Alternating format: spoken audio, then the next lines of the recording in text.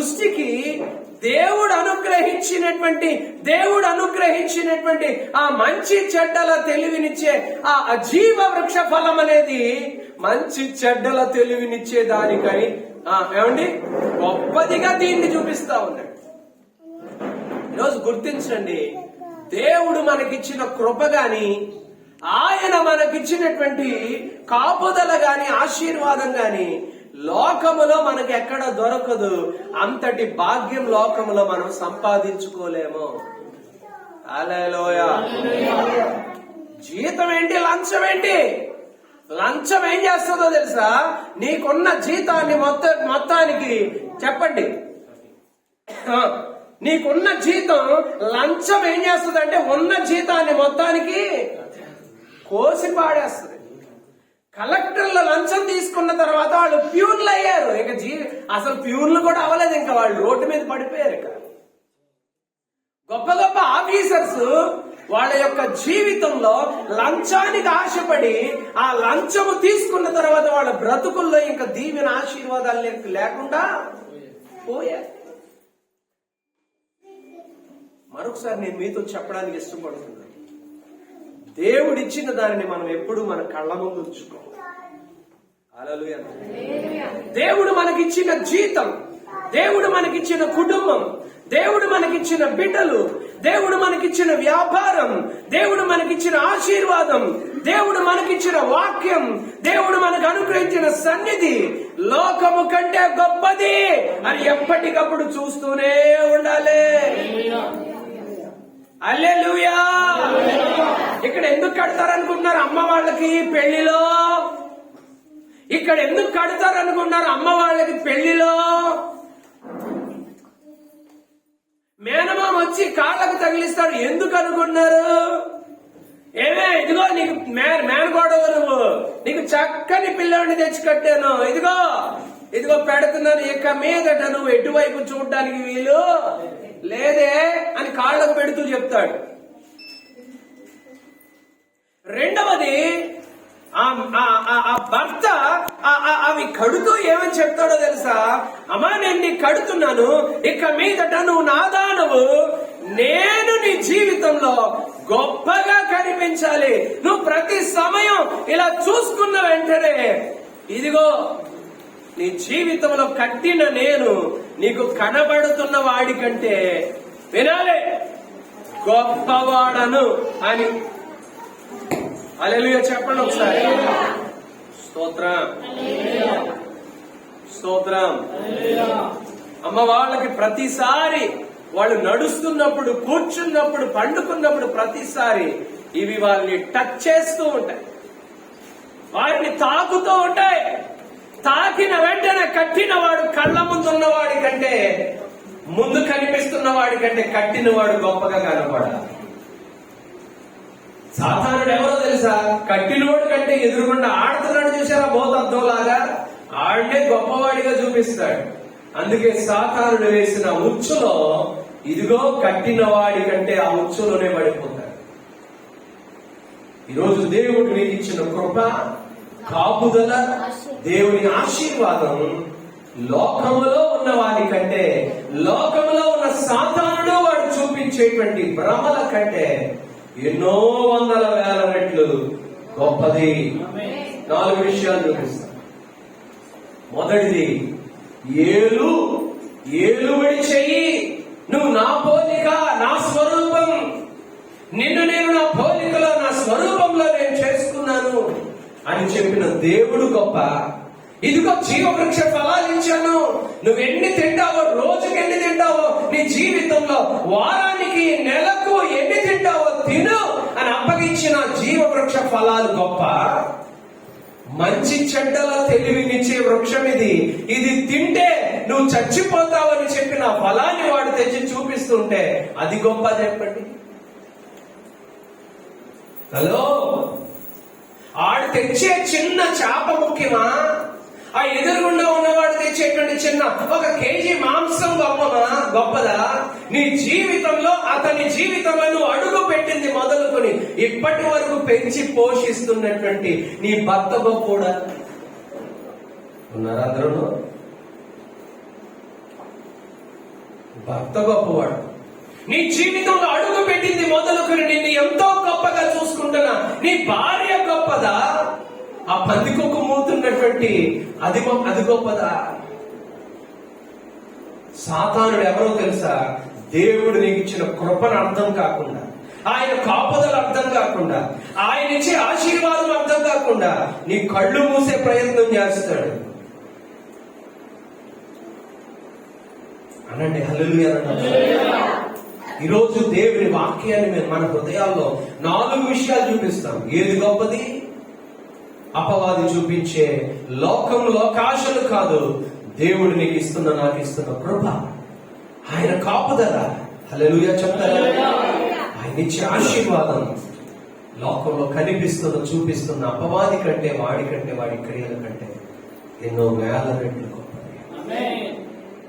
హల్లెలూయా హల్లెలూయా. మొదటిది, అపవాది ఏం చేశాడో తెలుసా? ఆదాము హవ్వల్ని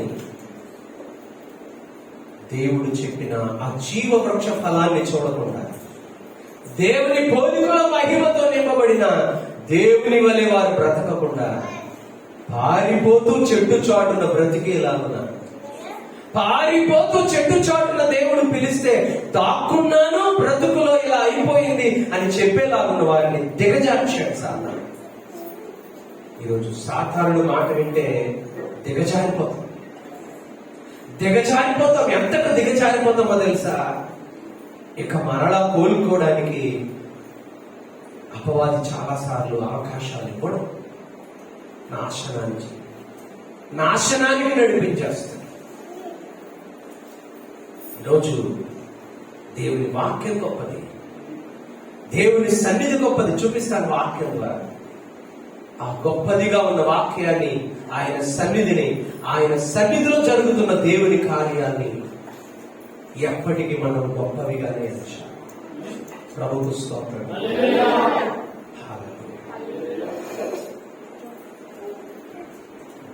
రెండవది మీకు చూపిస్తున్నాను, ఒకసారి రండి. రెండవది నేను మీకు చూపిస్తున్నాను, ఒకసారి రండి. దానికి ముందు 3వ అధ్యాయం 33వ వచనం ఆదికాండం తీయండి. నేను ఎన్ని వచనాలు చెప్పాను? ఆదికాండం 1, 26, 27 చెప్పాను. 3, 4 చదవండి ఒకసారి. 3వ అధ్యాయం 4వ వచనం. అందుకు సర్పము మీరు చావనే చావలు, ఎలాగనగా మీరు వాటిని తినుమున మీ కన్నులు తెరవబడిన మీరు మంచి చెడ్డలను ఎరిగిన వారే దేవతల వలె ఉండునని దేవునికి తెలియనని స్త్రీతో చెప్పగా, స్త్రీ ఆ వృక్షం ఆహారమునకు మంచిది, కన్నులకు అందమైనది, వివేకమిచ్చు రమ్యమైనది అయినది చూచినప్పుడు ఆమె దాని ఫలములను కొన్ని తీసుకుని తిని తనతో పాటు తన భర్తకును ఇచ్చెను, అతడు కూడా తిన్నాడు. 3:23 చదవండి. ఏదేను తోటలో నుండి అతన్ని పంపివేశాడు.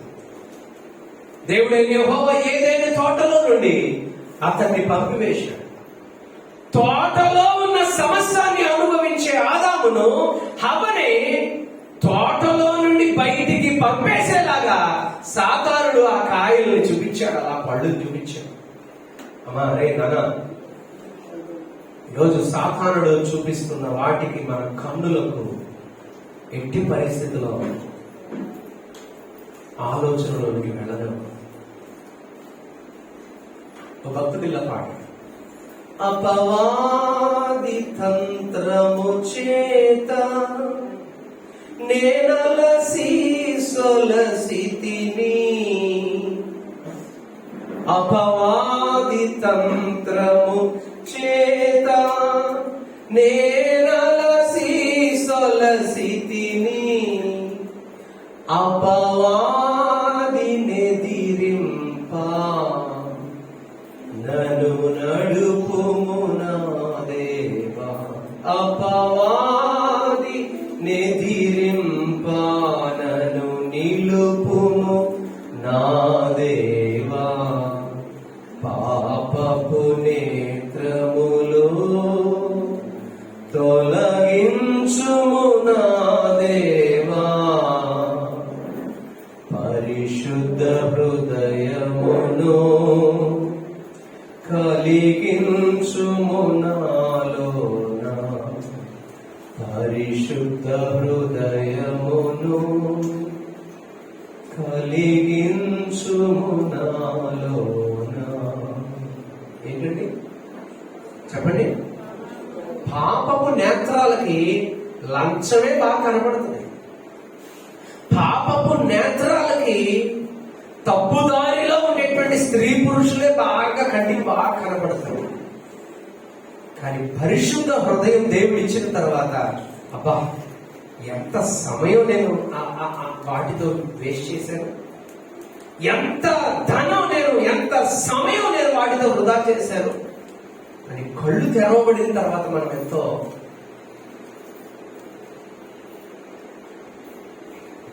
ఆలోచనలోకి వస్తాం. అపవాది మాట్లాడుతున్నప్పుడు హవ్వ కంటికి జీవవృక్ష ఫలం గొప్పదిగా కనబడాల. అపవాది మాట్లాడుతున్నప్పుడు దేవుడు అనుగ్రహించినటువంటి ఆ విలువైన మహిమలా కనబడాల.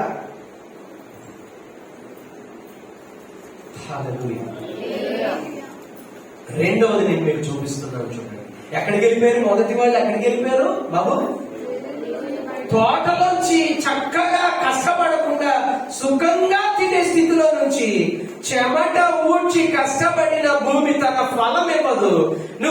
నిన్ను బట్టి ఆదాము హవ్వ భూమిని నేను శపిస్తున్నాను. ఏ అమ్మాయి, అమ్మాయి నువ్వు గర్భం ధరిస్తావు, భర్త మీద వాంఛతో అతడు నిన్ను ఏలుతాడు. నువ్వు గర్భం ధరించి బిడ్డల్ని కన్నప్పుడు చచ్చి బతికినంత పని అవుతుంది అని శాపాన్ని తెచ్చుకునే పరిస్థితికి ఆ మంచి చెడ్డల తెలివినిచ్చే వృక్ష ఫలాలు చేసి రెండవ చూపిస్తున్నాను. రెండవ విషయం ఆది కాండం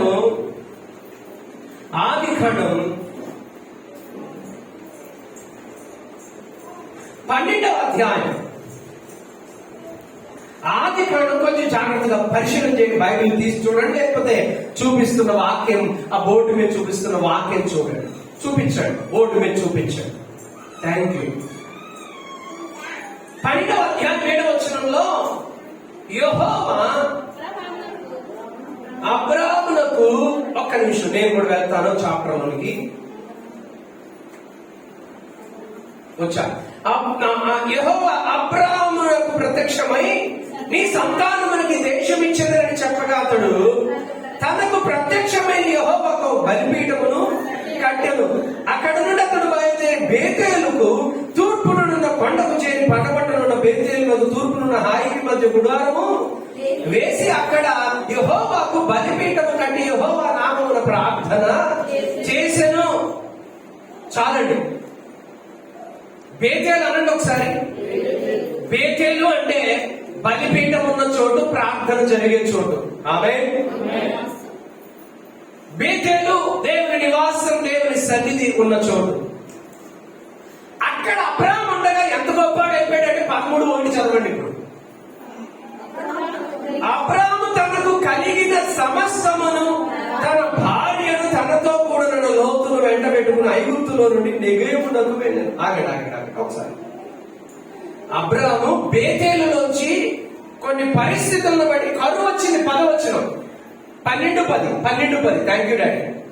12:10. అప్పుడు ఆ దేశంలో కరువు వచ్చిన, ఆ దేశంలో కరువు భారముగా ఉన్నందున అబ్రాహాము ఐగుప్తు దేశంలో నివసించుటకు బేతేలు దగ్గర నుంచి వెళ్ళిపోయాడు. ఎక్కడి నుంచి వెళ్ళాడు అబ్రాహాము? బేతేల్లో ఉన్నాడు. బేతేల్లో బలిపీఠం కట్టాడు. బేతేల్లోంచి అబ్రాహాము ఎక్కడికి వెళ్ళిపోయాడు? కరువు అని వచ్చి ఐగుప్తుకి వెళ్ళిపోయాడు. ఐగుప్తులో దేవుడు ఒక అద్భుతమైనటువంటి కార్యం చేశాడు. అబ్రాహాము ఎంత దీవించబడ్డాడంటే చాలా దీవించబడ్డాడు. ఎక్కడ? బేతేలు అనుభవమును బట్టి. ఆమేన్. నువ్వు బేతేలు అనుభవంలో ఉన్నావు, ఒక చిన్న వ్యాపారం, ఉద్యోగం, ఏదో చేతి పని చేసుకుంటున్నావు. నీకు బేతేలు అనుభవం ఉన్నప్పుడు ఆ అనుభవాన్ని బట్టి నువ్వు చేసే పనిలో దేవుడు నిన్ను సక్సెస్ చేస్తాడు. గొప్పడు అయిపోయాడు అబ్రాహాము. అది చదువుదాం. 13వ అధ్యాయం 1వ వచనం. అబ్రాహాము తనకు కలిగిన సమస్తమును, తన భార్యను తనతో కూడిన లోతును వెంట పెట్టుకున్న ఐగుప్తులో నుండి నెగేమునకు వెళ్ళాడు అబ్రాహాము. ఇంతకు ఎక్కడికి వెళ్ళాడు అంటే కొంచెం టైం లేక గబగబా చెప్తా ఉన్నాను. 6వ వచనం. వారు కలిసి నివసించుటకు కొరకు ఆ ప్రదేశం చాలకపోయారు కనుక వారి ఆస్తి వారు కలిసి నివసించలేనంత విస్తారమైనప్పుడు అబ్రాహాం పశువుల కాపరులకు, లోతు పశువుల కాపరులకు కలహం పుట్టిన కాలమందు కనానీయులు పెరిచీయుల దేశంలో కాపురం ఉండి అప్పుడు అబ్రాహాం మన బంధువులు కనుక నాకును నీకును నా పశువుల కాపరులకు నీ పశువుల కాపరులకు కలహం ఉండకూడదు, ఈ దేశం అంతా నీ ఎదురు ఉన్నది కదా, దయచేసి నన్ను విడిచి వేరుగా ఉండము. నీవు ఎడమ తట్టుకు వెళ్ళాను, నేను కుడి తట్టునకు, నీవు కుడి తట్టునకు వెళ్ళాను, నేను ఎడమ తట్టుకు వెళ్ళినాను లోతుతో చెప్పగా లోతు తన కన్నులెత్తి యోర్దాను ప్రాంతం అంతటి నుంచి వచ్చిన యెహోవా సొదొమ గొమొర్రాను పట్టణములను నాశనం చేయక సోయోరుకు వచ్చే వరకు అదంతా యెహోవా తోట వలన ఐగుప్తు దేశం వలన నీళ్లు పాలు దేశమై ఉండేది. కాబట్టి లోతు తనకు యోర్దాను ప్రాంతం అంతటిని ఏర్పరచుకుని తూర్పుగా ప్రయాణం చేసినట్లు వారు ఒకరినొకరు వేరైపోయేది. అట్లు వారు ఒకరినొకరు వేరైపోయారు. అబ్రాహాము బేతేలులో ఉన్నప్పుడు దేవుడు అబ్రాహామును ఎంతో గొప్పగా ఆశీర్వదించాడు. ఆశీర్వదించబడినటువంటి అబ్రాహాము కరువు వచ్చినప్పుడు ఐగుప్తుకి వెళ్ళాడు. ఐగుప్తుకి వెళ్ళి ఐగుప్తు నుంచి మరలా దేవుడు మాట్లాడితే ఎక్కడికి వచ్చాడంటే తాను మొదట బలిపీఠం కట్టిన 4వ వచనం 12వ అధ్యాయము 7వ వచనంలో చెప్పిన రీతిగా ఎక్కడైతే గతంలో బలిపీఠం కట్టాడో ఆశీర్వదించబడ్డాడో అక్కడికి మరలా ఐగుప్తు నుంచి తిరిగి వచ్చాడు. ఇటు వినండి, ఆ అనుభవం నుంచి బేతేలు అనుభవం నుంచి ఐగుప్తుకి వెళ్ళాడు. ఐగుప్తు నుంచి ఇప్పుడు ఏ అనుభవం వచ్చాడు చెప్పండి? బేతేలు అనుభవానికి వచ్చాడు. వచ్చిన తర్వాత వాళ్ళ మధ్యలో చిన్న సమస్య వచ్చింది. ఎవరెవరికి? తండ్రి కొడుకులకి. చెప్పండి, ఎవరెవరికి? తండ్రి కొడుకులకి. అబ్రహాం చిన్న కొడుకు అన్నమాట. లోతు తండ్రి కొడుకుల్లా ఉంటా ఉన్నారు. లోతు ఏం చూడాలో తెలుసా? మా చిన్నాన్న అబ్రాము తండ్రి ఇంటి నుంచి దేవుడు వదిలేసి బయటకు వచ్చేమన్నప్పుడు దేశాన్ని వదిలి బంధువులను వదిలి తండ్రి ఇంటిని విడిచి బయటకు వచ్చేశాడు. కట్టుబట్టలతో వచ్చిన నా చిన్నాన్నని దేవుడు బేతేలు అనుభవం ద్వారా ఇంత గొప్పగా చేశాడు. ఈ బేతేలు అనుభవంలో అబ్రాహాము అనబడినటువంటి మా చిన్నాన్న ఉన్నప్పుడు ఆయనతో కలిసి నేను బతుకుతుంటే ఆయనతో పాటు దేవుడు నన్ను కూడా ఈ స్థితికి ఆశీర్వాదంలోకి తీసుకొచ్చాడు. ఇప్పుడు చిన్నాన్న ఏమంటున్నాడు? బాబు మన మధ్యలో కాదు, పశువుల కాపర్లకి, నా పశువుల కాపర్లు నీ పశువుల కాపర్లకి సమస్య వచ్చింది. ఈ సమస్యను బట్టి ఇదిగో నువ్వు తూర్పు వైపు వెళ్తే నేను పడమటేపు, నువ్వు దక్షిణం వైపు వెళ్తే నేను ఉత్తరం వైపు వెళ్ళిపోతానని అంటున్నాడు మా చిన్నాన్న.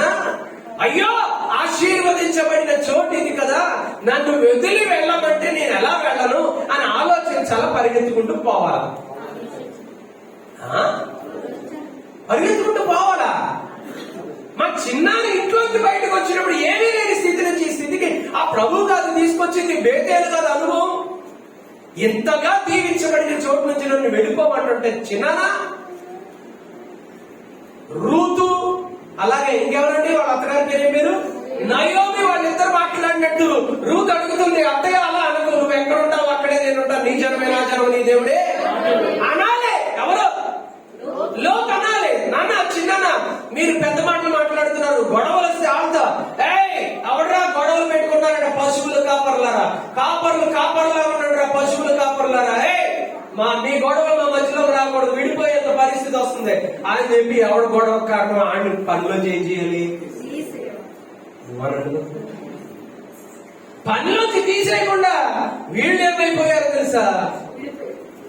విడిపోవడం కాదు, లోతు ఏమైనా ఆ మాట నన్ను చాలా పట్టుకుంది. చూడండి ఎన్నో వచనం అంటే 11వ వచనం చివరి లైన్, అట్లు వారు ఒకరినొకరు వేరై పోయిరి. అబ్రహాము కనానులో నివసించను, లోక మైదానమందున్న పట్టణముల ప్రదేశములలో కాపురం ఉండి సొదొమ దగ్గర తన గుడారము వేసుకున్న సొదొమ మనుషులు దుష్టులు, యెహోవా దృష్టికి బహు పాపులు.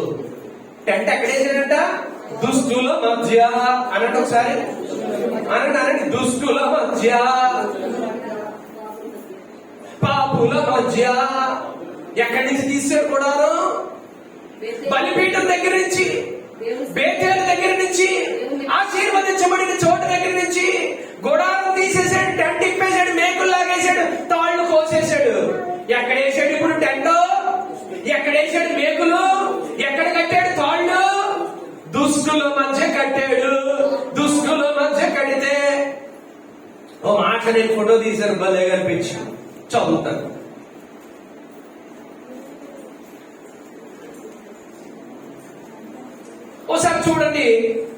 లోకస్తులు రాసిన మాట ఇది నన్ను బాగా హత్తుకొని స్క్రీన్ షాట్ తీసుకున్నాను. హల్లెలూయా. 5గురు నువ్వు అన్నాడు ముందు. నువ్వు 5గురు మేధావులను తరచూ కలుస్తుంటే నువ్వు 6వ మేధావివి. నువ్వు 5గురు కోటీశ్వరులను తరచూ కలుస్తూ ఉంటే నువ్వు 6వ కోటీశ్వరుడివి. నువ్వు 5గురు ఎదవల్ని తరచూ కలుస్తుంటే నువ్వు 6వ ఎదవే. బాగుందా? ముందు బాగుంది కానీ తర్వాత బాలేదు. మళ్ళీ చదువుతా. నువ్వు 5గురు మేధావులను తరచూ కలుస్తూ ఉంటే నువ్వు 6వ మేధావివి. మేధావి అంటే ఏంటి? బుర్రున్నవాడని. నువ్వు 5గురు కోటీశ్వరులను తరచూ కలుస్తూ ఉంటే 6వ కోటీశ్వరుడివి. నువ్వు 5గురు యదవల్ని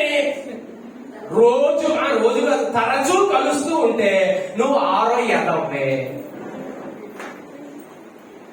స్క్రీన్ షాట్ తీసుకున్నా.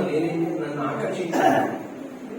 నేను ఇంత తొందరగా ఉపయోగపడుతుంది అనుకోలేదు ఈ వాక్యం. అంటే అందుకే ఎదవలనే కలుపుతారు. మేధావులు అవడానికే కలుస్తారు. కోటీశ్వరులు తాను కూడా కోటీశ్వరుడు అవడానికే కలుస్తారు. స్తోత్రం చెప్పండి. నేను తప్పుగా మాట్లాడలేదు. మా స్నేహితులు ఆత్మీయులు కొంతమంది వాళ్ళ బంధువులు ఉన్నారు. మా అమ్మ వాళ్ళ ఆ వయసులో ఉండే వాళ్ళ పిల్లలు ప్రజెంట్ ఇప్పుడు వాళ్ళు ఎవరిని కలుస్తుంటారు తెలుసా? కుమార్ బాబు గారిని కలుస్తారు. చుండ్రు అని పేరేంటి నాన్నగారండి? వరప్రకాష్ గారిని కలుస్తూ ఉంటారు. జోగేశ్వరరావు గారిని కలుస్తూ ఉంటారు. మీకు తెలుసా వాళ్ళు పెట్టే స్టేటస్లన్నీ గొప్పగా పెడతారు. వాళ్ళతోనే ఎక్కువ కలుస్తారు. ఇప్పుడు వాళ్ళు ఏమైపోయారో తెలుసా?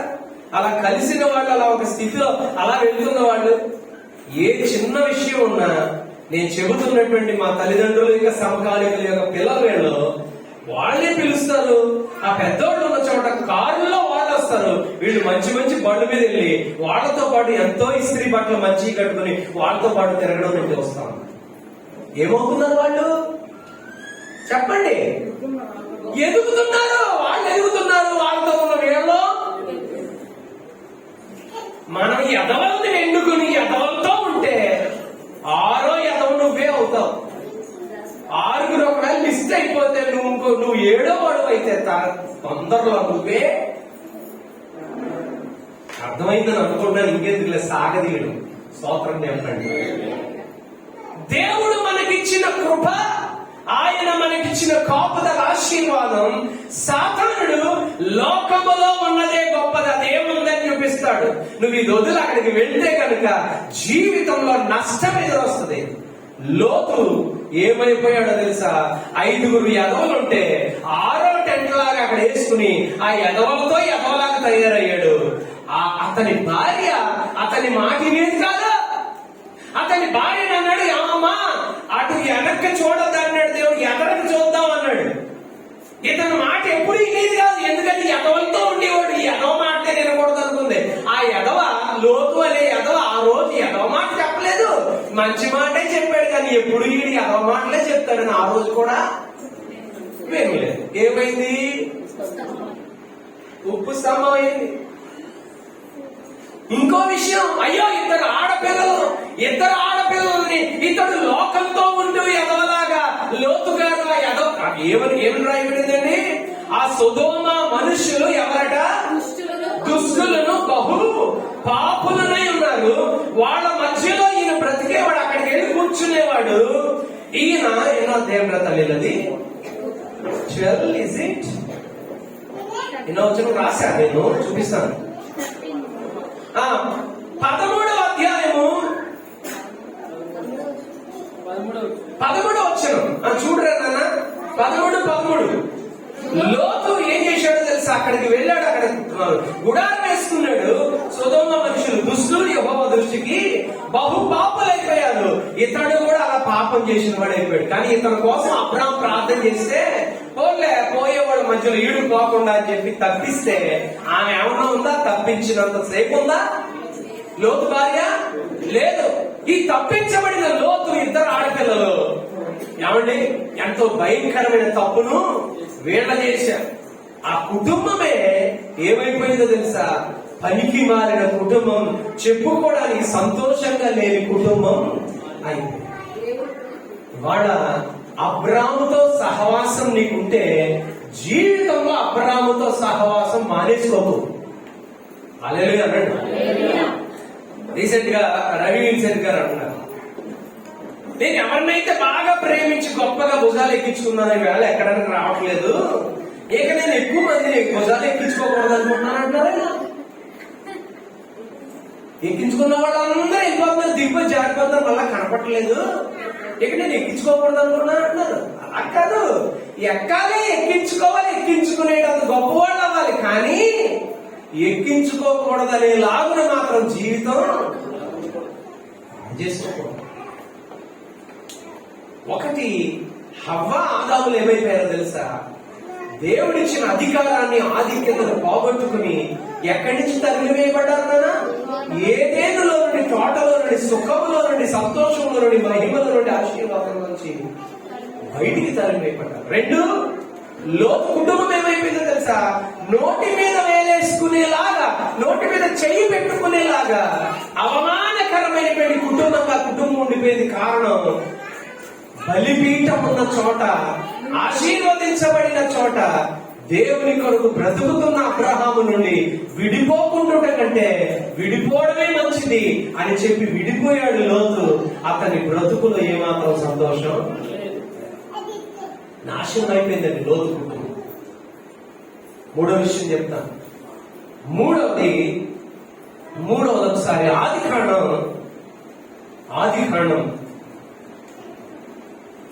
25వ అధ్యాయం. ఆదికాండం 25వ అధ్యాయం.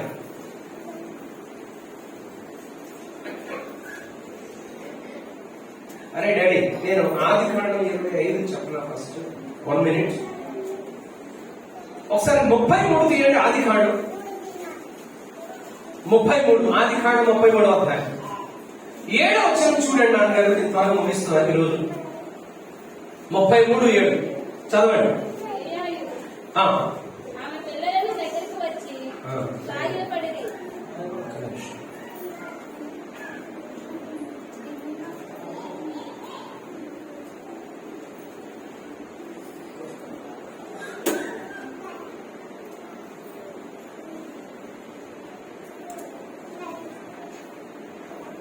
అది 17 వచనం. నేను 7 రాస్తున్నాను. 7 రాశాను, 17 మీరు చదవాల్సింది 17. అదే. అప్పుడు యాకోబు సుక్కోతుకు ప్రయాణమైపోయి తనకొక ఇల్లు కట్టించుకుని తన పశువులకు పాకలు వేయించెను. అందుచేత ఆ చోటికి సుక్కోతు పేరు పెట్టబడింది. 20 వచనం చదువు. 33:20. అక్కడ ఒక బలిపీఠము కట్టించి దానికి ఎలోయి ఉందా అక్కడ? అలాగా ఎలోహేయి ఇజ్రాయేలు పేరు పెట్టారు. స్తోత్రం చెప్పండి. ఇదేంటంటే ఇస్సాకు అంతేనండి. ఇది ఇస్సాకు కుమారులు ఇద్దరు కూడా దేవుని ఆశీర్వాదం కొరకు, దేవుడి దీవెన కొరకు వాళ్ళిద్దరిని దేవుడు నియమించాడు. కానీ పెద్దోడు వద్దనుకుని చిన్నోడిని ఆశీర్వాదం అంతా కూడా ఇచ్చేసాడు. అది కూడా చెప్తాను. 25వ అధ్యాయం ఉంది.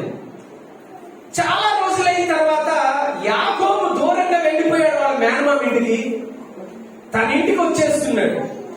వచ్చేసి తన అన్న అన్నాడు, ఏశావు అన్నాడు, తమ్ముడు ఎక్కడో ఎందుకురా, మన ఇళ్ళు ఉన్నాయి కదా, నువ్వు వదిలేసిపోయి నిన్ను చంపనరా, ఫోన్లే చాన్నాళ్ళు అయిపోయింది, నువ్వు ఇంట్లో చనిపోయి అప్పుడే 21 సంవత్సరాలు దాటేసింది, ఎప్పుడొస్తావు అని చూస్తున్నాను రా, నీ సంబంధించిన ఆస్తి అంతా ఉంది, నీ గదులున్నాయి, నీ ఇళ్ళున్నాయి, నీ యొక్క పశువులకు సంబంధించిన శాలలన్నీ ఉన్నాయి, నాకు చాలా ఉంది, నీకు చాలా ఉంది, నీది నీకే వదిలేశాను, అందులోకి వచ్చేసేయని పిలిచాడు. యాకోబు అలా కాకుండా, అన్నయ్య దేవుడు నన్ను చాలా దీవించాడు, అందుకని నేను వస్తాను గాని కొంచెం ఆలస్యంగా వస్తాను, నువ్వు వెళ్ళిపో అని చెప్పి బహుమానాలు ఇచ్చి వాళ్ళ అన్నయ్యని యాషావును పంపించాడు. ఇప్పుడు యాకోబు ఏం చేశాడంటే, అన్నగారింటికి ఎందుకులే, ఆయనకి భార్య పిల్లలు కూడా అంత కుటుంబం ఉన్నారు, నాకు చిన్న కుటుంబంగా అందరం కలిసి ఉంటే ఏదైనా మంచి చెడ్డలు ఏమైనా అవుతాయేమో అని ఆయన ఏం చేశాడంటే దేవుడు చెప్పిన మేరకు ఒక ప్రాంతానికి వచ్చాడు. ఆ ప్రాంతం పేరు సుక్కోత్. చెప్పండి. సుక్కోత్ అనే ప్రాంతానికి వచ్చి అక్కడ ఒక ప్రాంతాన్ని కొనుక్కుని ఆ ప్రాంతంలో గుడారాలు వేసుకుని ఇల్లు కట్టించుకొని, ఏంటంటే గుడారాలు ఇల్లు, ఇల్లేమో పిల్లలకి తనకి, గుడారాలేమో పశువులకి, పాకలు అనమాట. అవన్నీ వేయించుకొని అందులో చల్లగా ఉంటా ఉన్నాడు. గుడ్ న్యూస్ ఏంటి తెలుసా, అక్కడ యాకోబు ఒక బలిపీఠం కట్టాడు. అబ్రహాం కట్టేవాడు బలిపీఠాలు తినడా, ఇస్సాకు కట్టేవాడు బలిపీఠాలు, యాకోబు కూడా నేర్చుకున్నాడు. నేను బలిపీఠం కట్టి దేవునికి ప్రార్థన చేసుకోవాలని ఒక మంచి అలవాట్లు యాకోబు జీవితంలో దేవుడు ఇచ్చాడు. ఆమేన్. దేవుడు యాకోబుతో మాట్లాడేవాడు. చాలా హ్యాపీగా ఉంది. కొత్త ఇల్లు అనండి ఒకసారి.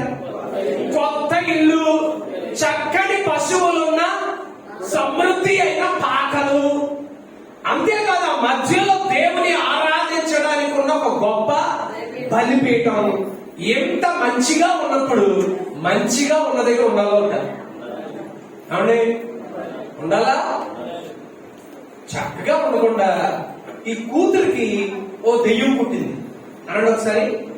యాకోబు గారి కూతురికి ఓ దెయ్యం పుట్టింది. దొంగ కాదు, అలా చూస్తారండి. ఓ దెయ్యం పుట్టింది. ఆ పుట్టిన దెయ్యం అందే, నువ్వు ఇక్కడ ఉన్నావు, ఇక్కడ బలిపీఠం ఉంది, నీకు నాకు ఫ్రెండ్షిప్ అవ్వట్లేదు, ఇక్కడ ఉన్నావు నువ్వు, ఇక్కడే మీ నాన్నగారు కొత్త ఇల్లు కట్టించారు, శుభ్రంగా చక్కగా ప్రార్థన చేసి అందులో తైలం పోసేసి ఆరాధన చేసేసారు, నేను అందులో ఉండలేకపోతున్నాను, అందుకని నువ్వు బయటికి వస్తావా అని పుట్టిన దెయ్యం బయటికి రాని. ఎవరిని? దీనాని. ఎవరి కూతురు? యాకోబు కూతురు దీనాని. అపవాదం ఏమందో తెలుసా, నువ్వు బయటికి వస్తావని అనగానే 34వ అధ్యాయం 1వ వచనం చదవండి. ఇప్పుడు లేయా యాకోబునకు కన్య కుమార్తె అయిన దీన ఆ దేశపు కుమార్తెలను చూడ వెళ్ళాను.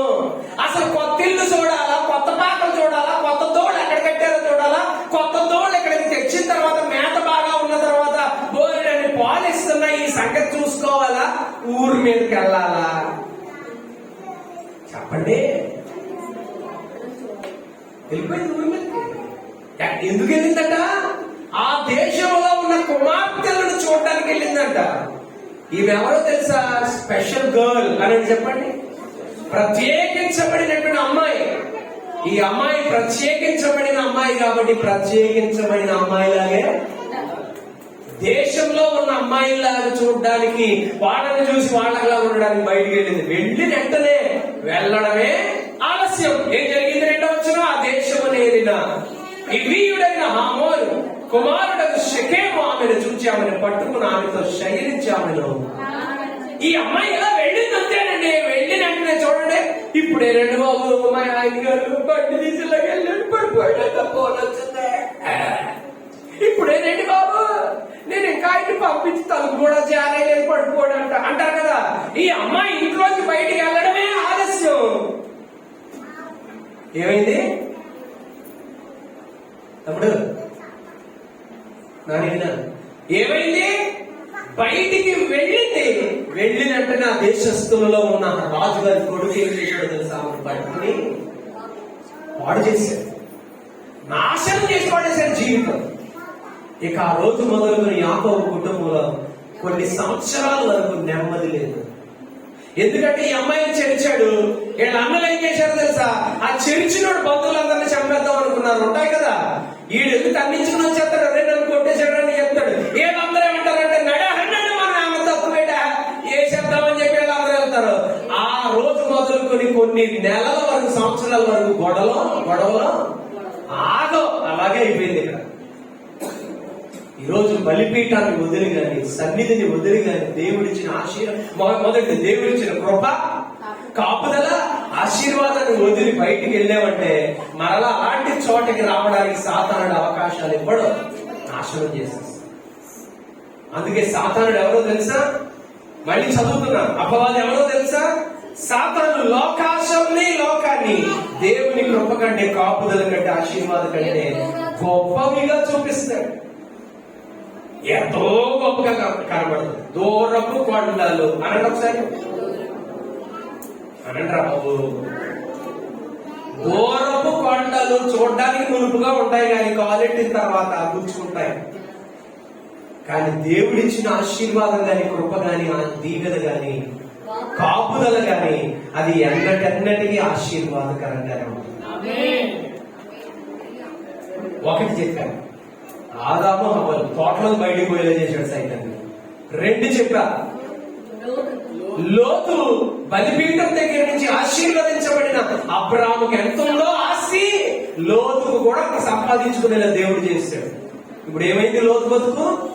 చెప్పుకోవడానికి నోటి మీద చేయి పెట్టుకునేలాంటి బ్రతుకు లోతు జీవితం వచ్చింది. ఇప్పుడు ఎన్నో చెప్తున్నానంటే 3వ చెప్పాను. ఇదెవరు చెప్పండి? ఇదెవరు?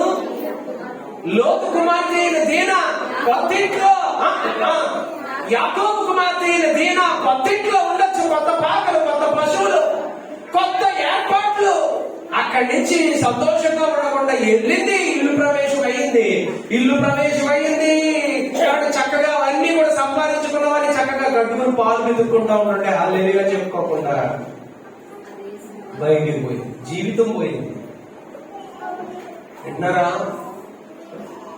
ఒకసారి అబ్రాహాం ఏ జీవితం ఇది? యాకోబు యొక్క జీవితం. యోబున్నాడే, చాలా దూరం వెళ్ళిన తర్వాత యోబు పుస్తకం కనపడదే. యోబు భార్య యోబును విడిచి వెళ్ళిపోయిన తర్వాత హిస్టరీ ఏమని చెప్తుందో తెలుసా? ఈ దీనా చాలా అలా కుటుంబంలో ఉండిపోయిందంట. భయంకరమైన దుఃఖంతో దేవుడు మరలా ఆమెకు వెలిగించాడు. దీనాని యోబు పెళ్లి చేసుకున్న తర్వాత మళ్ళా యోబు దీనా 10 మంది పిల్లల్ని అన్నట్టుగా హిస్టరీ చెప్పింది. ఎంతకాలం జీవితం ఆగిపోయింది. హలో, ఈరోజు ఆశీర్వాదం దగ్గర నుంచి, దేవుని కాపుదల దగ్గర నుంచి, దేవుని కృప దగ్గర నుంచి మనం ఏమవకూడదో తెలుసా? దూరంగా అనండి, దూరంగా వెళ్ళకూడదు. దేవుడిచ్చిందే మనకు గొప్ప. ఆమేన్. ఏ దేవుని తోట గొప్ప? రెండవది, ఏ దేవుని తోట గొప్ప? అబ్రహాము ఉన్నటువంటి బేతేలు గొప్ప, బలిపీఠం గొప్ప. 3 సుక్కోతు గొప్ప, ఆ కొత్త ఇల్లు, ఆ కొత్త పాకలు, దాంట్లో ఉన్న పశువులు, ఆ సంపద, డైరీ ఫామ్ ఎంతో గొప్ప. అక్కడి నుంచి లోతు ఏమైపోయాడు తెలుసా? లోతేనా? దీనా ఏమైపోయిందో తెలుసా? విడిచి బయటికి వెళ్ళింది, జీవితాన్ని పాడు చేసుకుంది. నవ్వుతా ఇంకెప్పుడు ఆ అమ్మాయి లేదు, ఎప్పుడు ఏడుస్తానే ఉంది. ఇలాగ అయిపోయింది నా బతుకని. అందుకే దేవుడిచ్చిన కృపను వ్యర్థం చేయకండి, దేవుడిచ్చిన కాపుదలను పాడు చేసుకోకండి, దేవుడిచ్చినటువంటి ఆశీర్వాదాన్ని విడిచి దూరంగా వెళ్ళబాకండి. హల్లెలూయానండి. ఎన్ని చెప్తానన్నాను మీకు? 4 అన్నాను. 4వ చెప్తున్నాను, వినండి సార్. 4వ 5 చెప్తాను, పెరుగుతాయి అలాగే. స్తోత్రం చెప్పండి. హల్లెలూయా. ఒక్క 4 పెడుతుంది అనుకున్నారు పిల్లలు, 5 పెట్టారు. స్తోత్రం చెప్పండి. ఆదికాండం 25వ అధ్యాయం 27 నుంచి 34 వచ్చినారు. ఆదికాండం 25వ అధ్యాయం 27 నుంచి 34 వచ్చినారు. హల్లెలూయా.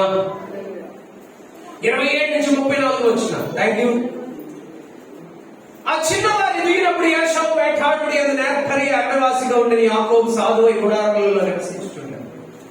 ఇస్సాకు యాషావు తెచ్చిన వేట మాంసము తెలిచుండను కనుక అతను ప్రేమించిన రెబెకా యాకోబును ప్రేమించిన. ఒకనాడు యాకోబు కలవర మంటపం వండుకొచ్చుండగా యాషావు అలిసిన వాడే పొలముల నుండి వచ్చి, నేను అలసి ఉన్నాను, ఎర్రగా ఉన్న దానిలో కొంచెం దయచేసి నాకు పెట్టుమని అడిగిన చేత అతని పేరు ఎదోమని అనబడింది.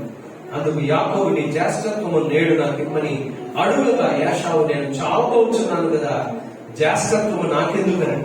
యాకోబు, నేడు నాతో ప్రమాణం చేయమని అతను యాకోబుతో ప్రమాణం చేసి అతనికి జ్యేష్ఠత్వము అవివేగా యాకోబు ఆహారమును చిక్కుడుగాయల వంటకమును యాషావుకి ఇచ్చిన. అతను తిని త్రాగి లేచిపోయినట్లు యాషావు తన జ్యేష్ఠత్వమును. జ్యేష్ఠత్వం అనండి ఒకసారి. జ్యేష్ఠత్వం అంటే చాలా బాగుంటుందండి.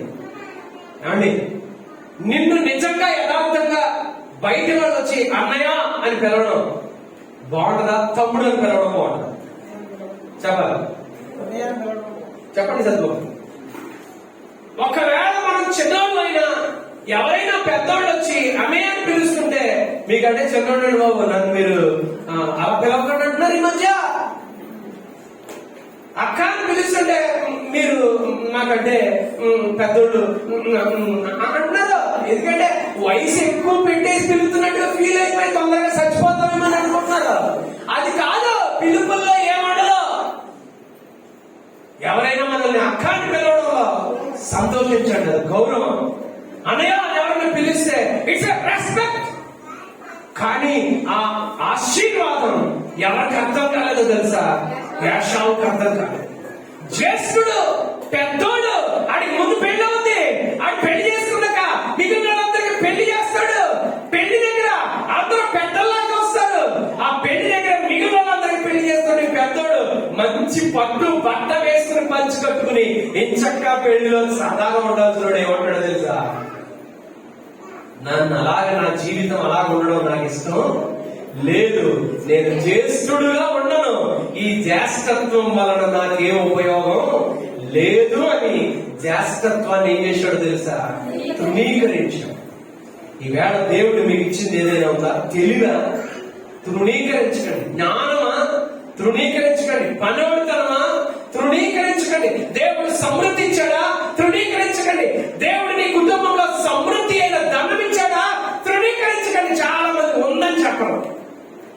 ఏమండి ఇలాగా అయ్యో అసలు లేదండి అంటారు, లేదంటే పోతారు. కానీ ఈ రోజు లేకపోయినా దేవుడు మనల్ని ఉన్నట్లుగా సమాజంలో దేవుడు తన జ్యేష్ఠత్వాన్ని మనకించి చూపిస్తున్నాడు. జ్యేష్ఠుల కుమారులలో జ్యేష్ఠుడు ప్రభు అయిన యేసుక్రీస్తు. ఈ రోజు ఏమంటాడు తెలుసా? నిన్ను తమ్ముడు అని పిలవట్లా, నా జ్యేష్ఠత్వాన్ని, నా కుమారత్వాన్ని మీకు ఇస్తున్నానని యేసు తన కుమారత్వాన్ని మనకిచ్చి తండ్రిని తండ్రి అని పిలిచే యోగ్యత దేవుడు మనకిచ్చాడు. యాషావు ఏం చేసావు తెలుసా? జ్యేష్ఠత్వాన్ని ఎర్రగా ఉన్న చిక్కుడుగా, ఇలా ఏమండి ఎర్రగా ఉన్న వంట అంటారు, చిక్కుడుగా అంటారులేండి, కళ్ళకూర వంటకానికి ఏం పంపించాడండి? జ్యేష్ఠత్వాన్ని పంపించాడు. ఈరోజు సాధారణండి ఏదేను అనబడిన ఆ తోటలో దేవుడిచ్చిన ఆ మహిమ గల జీవితాన్ని, ఏదేను అనబడిన తోటలో దేవుడిచ్చినటువంటి ఆ అద్భుతమైనటువంటి ఆ ఆశీర్వాదాన్ని వృధా చేసుకునేలాగా హవ్వని ప్రేరేపించాడు, ఆదామును ప్రేరేపించాడు. హవ్వ ద్వారా మొత్తం బాగుంటుంది. రెండవది ఏం చెప్పారు కొంచెం? లోతు అబ్రాముతో ఉంటూ అబ్రామంతుడు అయిపోయేలా చేశాడు. కానీ అబ్రాముని విడిచి వెళ్ళిపోయేలాగా పశువుల కాపరులో తన తగాదాలు పెట్టి వదిలిపోయి దూరంగా వెళ్ళిపోయాడు. లోతు కుటుంబం నాశనం అయిపోయేటట్లు అక్కడ మనం చూస్తాం. మూడవది ఇప్పుడే గుర్తు చేశారు. దీనా యాకోబు కుమార్తె చక్కని సుక్కోతులో వాళ్ళ నాన్న అద్భుతమైన ఇల్లు, చెన్నిళ్ళు అనుకుంటారా? యాకోబు ఉండాలి. ఎస్ఆర్నో? యాకోబుకి ఎంతమంది పిల్లలు? 12 మంది కొడుకులు. వాళ్ళందరికీ గదులు ఉండాలి, హాల్ ఉండాలి, వంటగది ఉండాలి, బెడ్రూమ్స్ ఉండాలి, అన్ని ఉండాలి. పెద్ద ఇల్లు కట్టిస్తా, ఇల్లు చూసుకోకుండా అన్నయ్యకి వదిన ఎక్కడ కట్టిన వస్తువులు, అక్క ఎక్కడ పెట్టిన వస్తువులు అని చెప్పి అన్ని చక్కగా చూసుకుని చక్క పెట్టాల్సిన ఈ అమ్మాయి ఎక్కడ పోయిందే? అప్పుడు చెప్తూనే చెప్పారు, కోటీశ్వరులతో 5 కోటీశ్వరులతో సహవాసం చేస్తే 6వ కోటీశ్వరుడు అవుతాం. దాని పై మాట ఏం చెప్పారండి? 5 మేధావులతో సహవాసం చేస్తే నువ్వు 6వ మేధావులు అవుతావు. దేవుడికి సోదరం చెప్పండి. కానీ 5 ఎదవలతో నువ్వు సహవాసం రోజు కలుస్తా ఉంటుంటాయి. నువ్వు తప్పకుండా 6వ పెద్దలు అవుతావు. నేను ఆ బ్రతుకు ఏమైపోయిందో తెలుసా? చెడిపోయింది. తర్వాత ఇప్పుడే చెప్పాను మరొకరి కోసం 4. ఎవరు చెప్పాను? యాషావు తన జ్యేష్ఠత్వాన్ని తృణీకరించి వాడు తప్పుడికి ఇచ్చేసాడు. ఏం చేశాడు? తన తప్పుడికి ఇచ్చాడు. ఇవాళ నేను చెప్తున్నాను, తండ్రులు ఎక్కువ మాట్లాడండి. పిల్లలతో తండ్రులు ఎక్కువ మాట్లాడు, లిమిట్ గా ఉండాలి. కానీ తల్లులు ఎక్కువ మాట్లాడతారు పిల్లలతో. కానీ తల్లులు మాట్లాడినప్పుడు విన్న పిల్లలు ఎవరైనా సరే వాడు గొప్పడు అవుతారు. తండ్రులు తక్కువ మాట్లాడతారు, తండ్రులు మాట్లాడరు, వాళ్ళు చేసి చూపిస్తారు. తండ్రులు చేసినట్టు పిల్లలు చేసేస్తారు. తల్లులు మాట్లాడతారు, ఇలా చేసుకోను ఆయన అని. ఆ తల్లుల మాట విన ఆ పిల్లలు చేసుకు ముందుకు వెళ్తే గొప్ప. వాళ్ళ అమ్మ చెప్పింది, కొడుకా యాకోబు ఇలా ఉండరా నాయనని బోధిస్తే అలా ఉన్నాడు. యాకోబు ఏమయ్యాడో తెలుసా? జ్యేష్ఠుడుగా పుట్టకపోయినా తల్లి గర్భము నుంచి పోరాటం చేసి బయటికి వద్దామని వాళ్ళ అమ్మ కడుపులో చెప్దామనుకున్నా, రాలేకపోయాడు. ఎర్రోడు ముందొచ్చాడు, ఆ వెంట్రుకలు ముందొచ్చాడు, ఒళ్ళంది వెంట్రుకలు ఉన్నవాడు. కానీ వాడికి విలువేంటో తెలియదు. ఇవాళ జ్యేష్ఠుడుగా దేవుడు మనల్ని దీవించాడు. దేవుడిచ్చిన జ్యేష్ఠత్వం, రక్షణ విలువ మనం తెలుసుకుని కాపాడుకోవాలి. ఒక వచనం చదవండి, హెబ్రీ పత్రిక 2వ అధ్యాయం 1వ వచనం చదువునా? హెబ్రీ పత్రిక 2వ అధ్యాయం 1వ వచనం. అదే రండి, 1 నుంచి 3 వచనాలు చదివే బిడ్డ.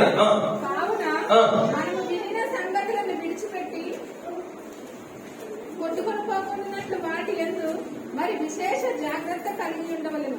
ఎందుకనగా దేవదూతల ద్వారా పలుకబడిన వాక్యము స్థిరపరచబడినందున ప్రతి అక్రమమును, అతిక్రమమును, అవిధేయతయు న్యాయమైన ప్రతిఫలము పొంది ఉండగా ఇంత గొప్ప ఈ మాట పట్టుకోండి, ఎంత గొప్ప రక్షణను మనము నిర్లక్ష్యము చేసిన ఎడల ఎలాగూ తప్పించుకుందాము. మొన్న ఏలూరు వెళ్లాల్సి వచ్చింది, దైవజనం చూడడానికి. ఒకసారి కనిపించి కాసేపు గడిపోతాం. వెళ్ళా, దేవుడు నాకు చిన్న చిలకలు ఇస్తే చిలకలకి వేసేటప్పుడు కొంచెం పిల్లలన్నీ చదువులు పెట్టేటప్పుడు వేసేస్తాయి. చిన్న పిల్లలని చెప్పి ఉన్నాయని చెప్పి వాటికి పక్షులు మేత గీత అన్ని పెట్టుకుని తెల్లవారుజాము 4:30కే ఉన్నారందరూ అన్ని గింజలన్నీ కడిగేసి నానబెట్టి గింజలు అన్ని మేతలు అన్ని చూడండి, జాంకాయ కూడా పోసేసి ఏమంటే చక్కగా చక్కలు వద్దండి. స్తోత్రం చెప్పండి. అవన్నీ మేతలు పెట్టేసి ఇలా టైం చూసుకునేసరికి 4:05 గంటలకు బట్టి అక్కడ మా శ్యామ అన్నాడు, డాడీ పాత బండి వేసుకెళ్ళండి, కొత్త బండి ఉంచేయండి. అక్కడ ఎందుకు లేదన్నాడు. పాత బండి వేసుకెళ్తాడు, తొక్కుతుంటే వెళ్దో, గుద్దుతుంటే వెళ్దో, ఎద్దలో మొత్తం మీద వెళ్ళింది. నేను అనుకుంటాను బండి ఉంటుందో ఉండదో అని చెప్పి కొట్టి కొట్టి కొట్టి బండి మీద అక్కడ పెట్టి బండిని చూసేసరికి ఏమంటే బండి వచ్చేస్తుందని అనౌన్స్మెంట్ వచ్చింది. దేవుడు స్తోత్రం, దేవుడు స్తోత్రం. పరిగెత్తుకుంటే నేను టికెట్ తీసుకున్నాను. ఈ లోపల కాలనీ నుంచి ఒక భార్య భర్తలు పాపం వాళ్ళు బండి వేసుకొచ్చారు. వాళ్ళు పాపం నడవలేక పెంచేవాడంట వస్తున్నారు. వాళ్ళిద్దరు నాకు తెలిసి మా నాన్నగారు మా అమ్మగారు వాళ్ళకి కొంచెం పరిచయం అన్నమాట. ప్రార్థన చేయించుకునేవారు, కాలనీలో ఉంటారు. అంకుల్ బాగున్నారా అన్నాడు. బాబు అన్నారు. నేను టికెట్ తీస్తాను, ఆంటీ గారిని జాతర స్టేషన్ లో తీసుకెళ్ళాను కావాలి. టికెట్ మళ్ళీ నేను తీసుకున్నాడు, నా డబ్బులతో టికెట్ తీసి గౌరవం వచ్చి ఇవన్నీ ఇచ్చేసరికి ఏమొచ్చేసింది, ట్రైన్ వచ్చేసింది. అమ్మో అల్లే అనండి. టికెట్ తీసుకురండి, వాళ్ళకి తీశారు టికెట్లు, నేను తీసుకున్నాను టికెట్లు, వచ్చి కూర్చున్నాం. నేను ఎప్పుడు ట్రైన్ ఎక్కినా టీసీ ఎప్పుడు రాడు, టికెట్ ఎప్పుడు అడగడం. నేను కంగారు పడి నేను తీసుకోపోయినా కంగారు పడి పెద్దోళ్ళు కదా నాలే పోతున్నామని ఆ ముసలోళ్ళు ఎదురు ముసలోళ్ళు ఏం కదండి, స్తోత్రం వాళ్ళు వింటారు, స్తోత్రం చెప్పండి. ఏమండి టికెట్ తీసుకోకపోయినా టీసీ వచ్చిన తర్వాత టికెట్ లేకపోతే ఎలా ఉండదు చెప్పాలి.